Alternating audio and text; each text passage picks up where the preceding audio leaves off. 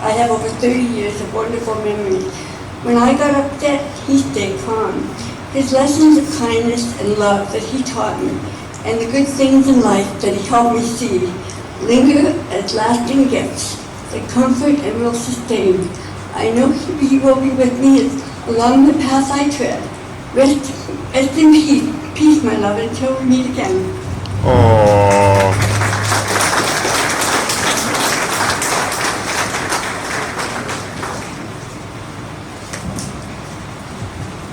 Thank you very much, Brenda, for pouring out your heart desire for Alfred. We'll now give it to Edward. Hello. Originally I had I thought I wasn't gonna cry. No.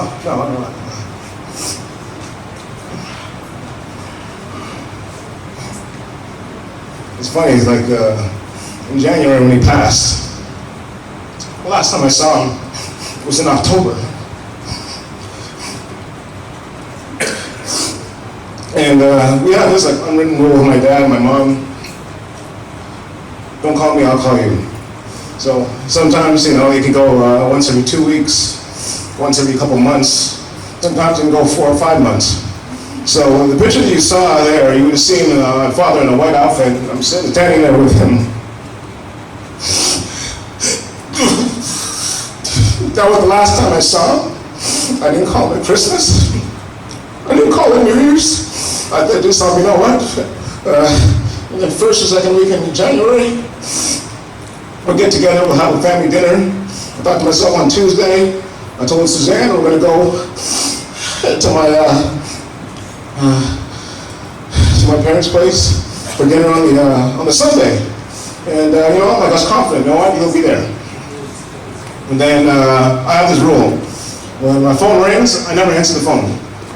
And I never answered the phone. I saw the number, and it was very odd to see, you know, I should answer this, and end up being in the hospital. So it's a shame that when this is on me, that I had the opportunity within those months to not treat it as he'd be there forever.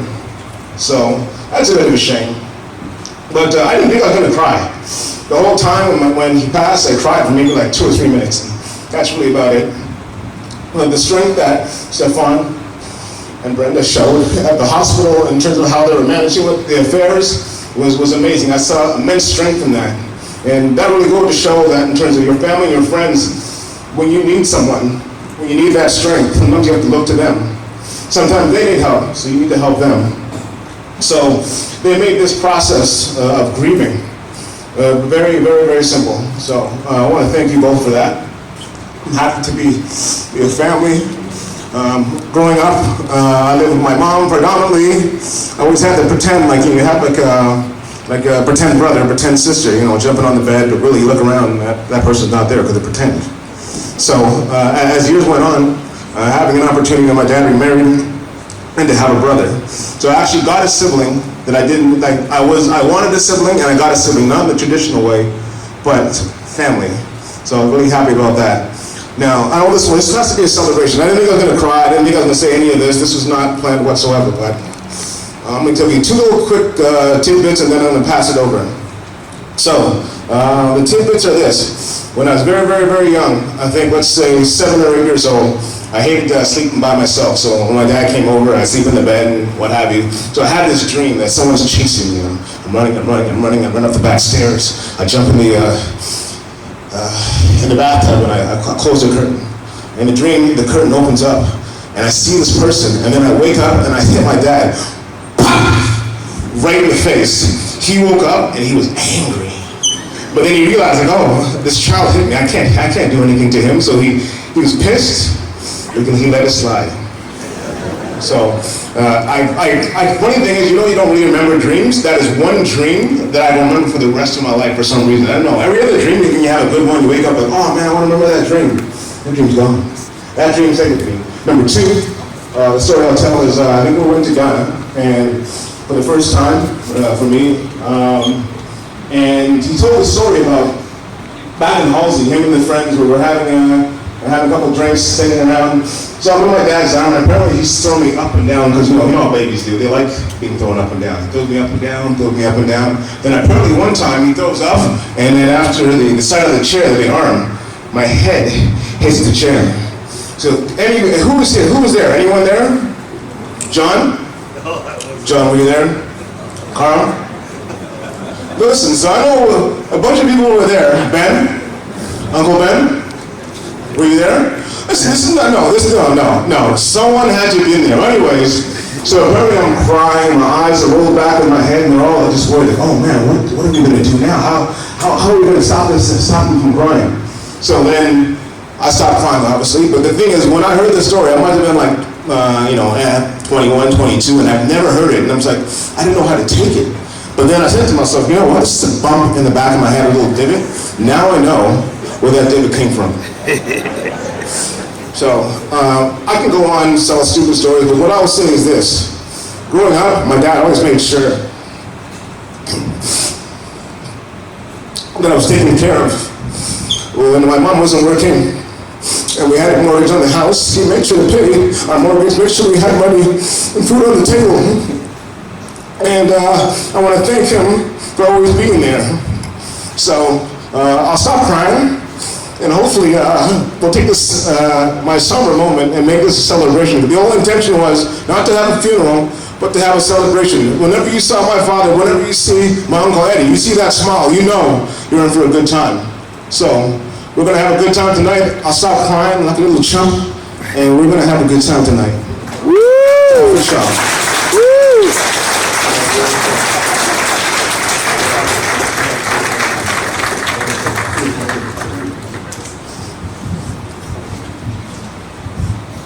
Well, that was a tribute with his tribute. Hello everybody, thank you very much for coming. A couple words about my father I'd like to share with you. When I think of my father, I'm immersed in feelings of positivity, humor, and his musical prowess. All of his captivating and hilarious stories that he had built up and experienced throughout his life in both Africa and Canada always brought everybody in the room to tears and just helped everybody really relate to one another, that showing that not all of us have that many differences. We're all one. We all love each other. And these stories seem to have no end.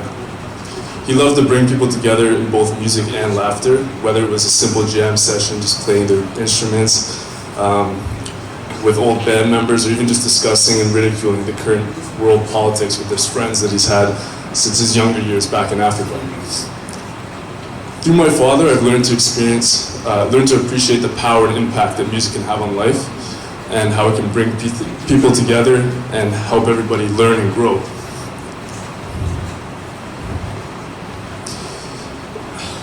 Every weekend was filled with the sweet sounds of jazz and high life music. And I will forever cherish his life lessons and the things that he taught me. I love you, Dad, and until the next time I see you, thank you so much for everything. Oh.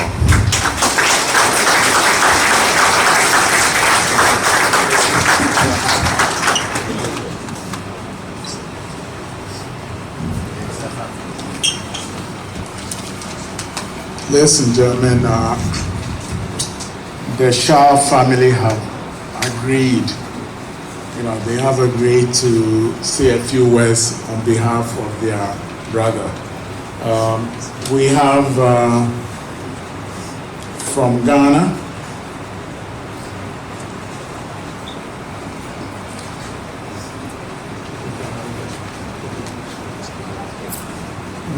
Auntie Becky will say a few words.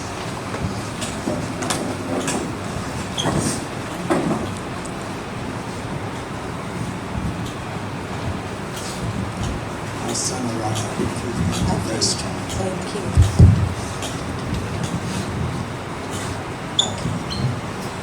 Good evening, ladies and gentlemen.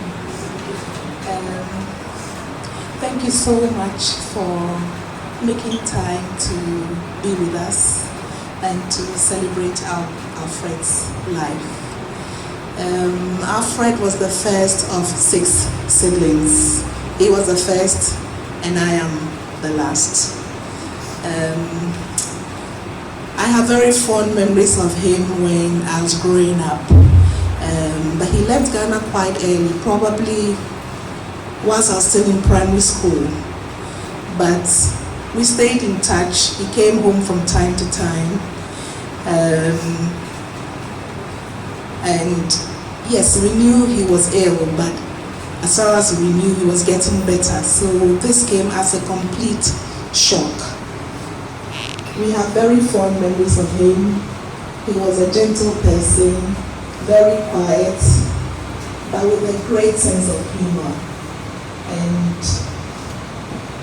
we will never forget him. He means a lot to us. We love him dearly, and we still grieve that he left us this early. But even though we love him, God loves him more. So what we love, God also loves. And he has taken him to be with him. We pray that he will find perfect peace and rest in God's bosom until one day we meet again. Thank you.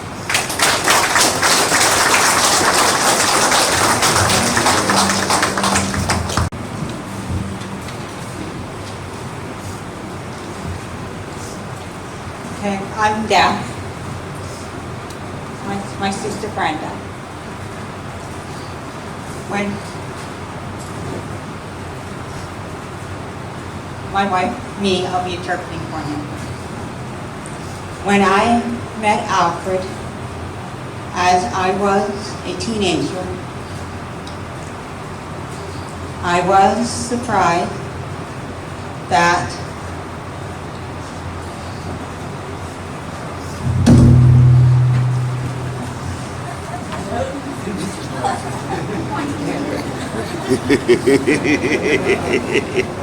my sister Brenda was seeing someone who was very different in nationality. I found out Alfred was from Africa and got to know him. He was a cool person to be around with. He was very handsome with a very pleasant personality with good sense of humor. I always respect his culture from Africa with the music he liked to play and listen. Alfred, I just want to say you will be missed. My favorite verse from the Bible is John 3:16, which says, "For God so loved the world, no matter what you look like, that he gave his only begotten Son." Alfred, we all love you. Oh.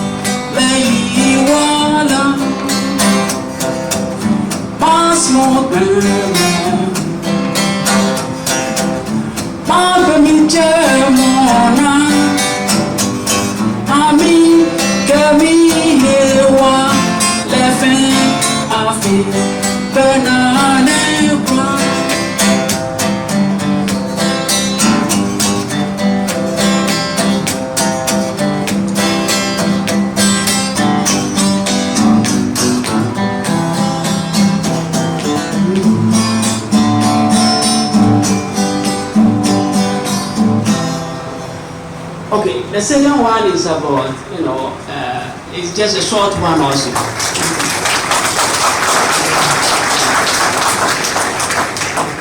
And I have the meaning is, Alfred, you are a father and a brother and a friend. This is the whole meaning, but I put in the setting something, and I hope you like it.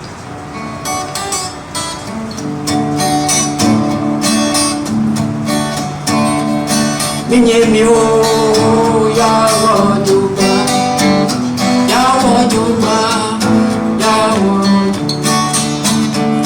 Minyemio Alfred ya wajuba,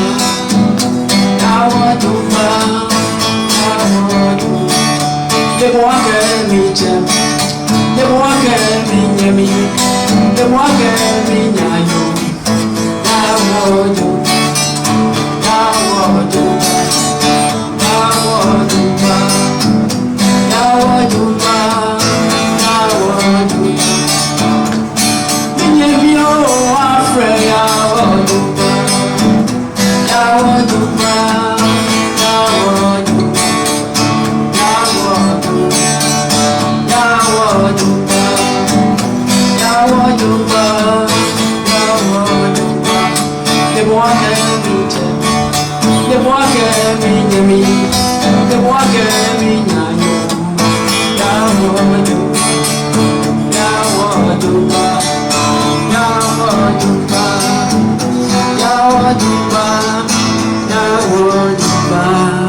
Thank you.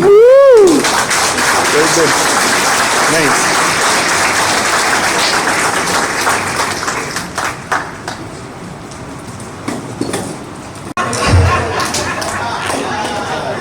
Friends and family, on behalf of the family, we would like to say thank you very much for coming today to celebrate the life of our dear Mama Schall. He was always smiling, always happy, and he'll be looking down at us today as we smile and rejoice and celebrate his life. When you leave here today, whether you're going north or heading south, east or west, please drive safely until we meet again at another rejoice of some sort. It's not over, it's just about to begin. Wait till you see the food.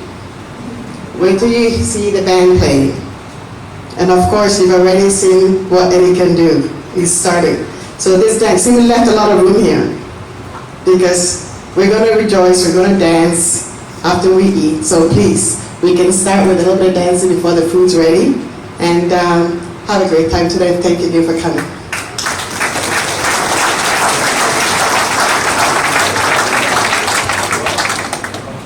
The sound may be too loud, but that is the voice of Alfredo.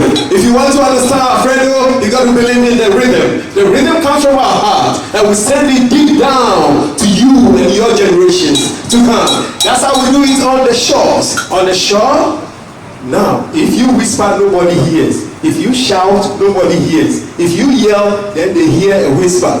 So when I'm loud, that is the definition of the loudness. If you believe in Africa, put your hands together.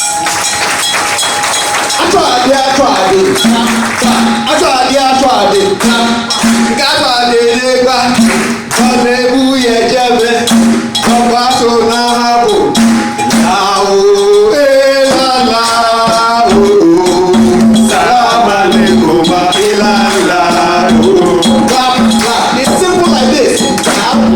You and you. I want to see the joy. Come on. You.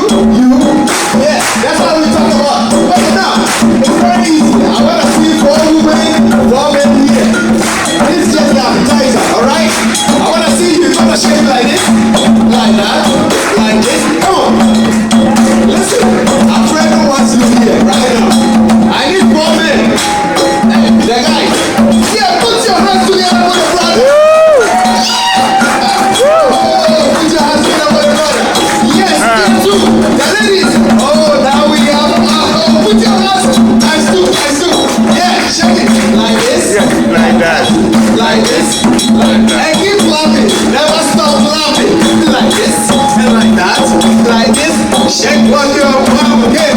Very important. love you to shake it. You understand? Yeah, shake it. Come on, come on. Yeah.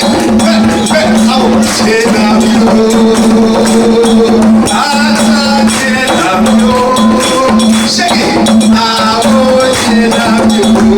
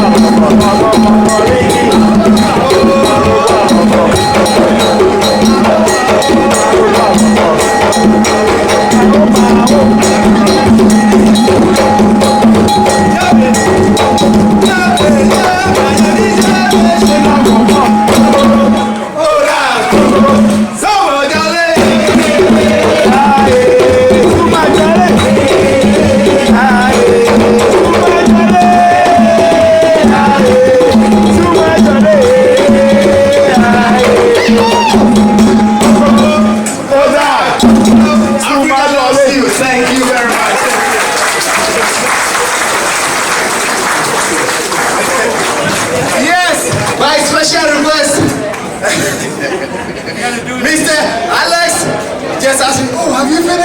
And I said, okay. Yeah, it's over. Mr. Alex, we'll give you a little bit. You want more? If you want more, say yeah. Yeah, Alfredo. Mr. Alex, you're gonna shake it first. Why shake your head? Okay. Okay, you choose anybody. The person will dance for you. Oh! No. All right. I can't do that. When I say actually, we play a short one. Actually.